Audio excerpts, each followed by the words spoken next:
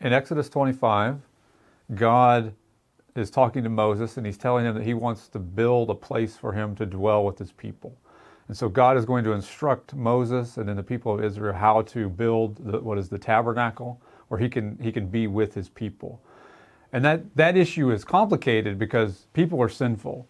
And a perfect and holy God cannot just dwell with people, and people just can't dwell with him. There have to be these stipulations and these accommodations that are made so that God can dwell with his people. Now, God is not really limited by what he does. So there's a picture in this that it's symbolic to show people that through their sin, they can't have a perfect relationship with God.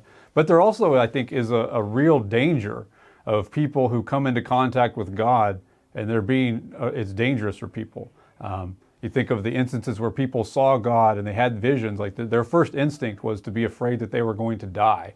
So there was always this idea that if God is going to dwell with his people, there had to be accommodations made. And so he instructs Moses to build the tabernacle. At the center of that, and the most tucked away place, was the Ark of the Covenant, which is a very famous artifact that God instructed them to make. And the Ark was essentially just a box, but it was covered with gold. So it was a very important thing. The gold was a very precious metal, and this was one of the most set apart, holy, consecrated places of it. And so God instructed Moses to build this ark, and he had him put 2 cherubim on top of it. And the cherubim would be these angelic or spiritual beings that are often associated with sort of guarding God or keeping God separate from people. It was instructed that there were cherubim that kept Adam and Eve out of the garden once they were cast out. And when Ezekiel saw God, he saw the cherubim there. And so there's always this idea that cherubim sort of act as a guard, or they're in between God and people. And the other thing that was in the ark was the covenant. That's what Moses was instructed to put into the ark. He put the covenant, a copy of the law that he was going to give to Moses. And so that's what was there.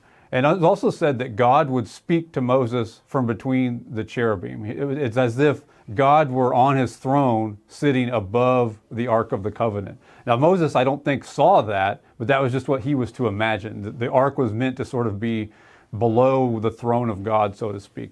And it's interesting that in the ancient Near East, kings, when they would make a covenant with another kingdom, they would keep a copy of that covenant in a container underneath their throne.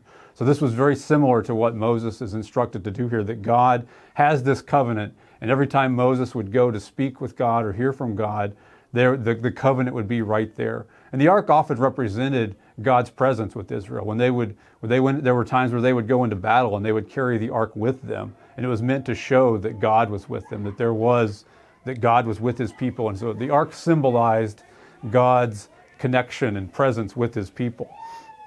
And so it's interesting because throughout all of the system that God implemented here, the system was about making the space where the ark was and the temple that would come and the tabernacle that they were constructed, it had to be cleansed. That's what all the sacrifices were for, was a way to sort of cleanse the uncleanness and the sinfulness from the space that God dwelled in, and then his people as well.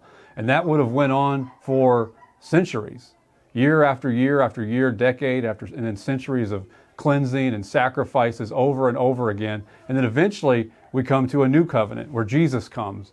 And Jesus comes, and in this new covenant, it was said that God was going to write his law on the hearts of his people, and God would dwell with his people. And so when the work that Jesus did through his life of fulfilling the covenant, and then his death and his resurrection, was Jesus cleansed the space of people so that God, through his Holy Spirit, could dwell within his people.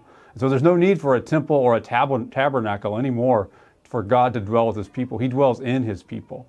And that's the work that Jesus has done. So when we look back at this, all these really millennia before, when God instructs Moses how to build this ark, like that's where God dwelt with his people. That's where Moses met with his people. But us as New Testament believers, God dwells within us. Like we don't have the same stipulation. We don't have the same barrier.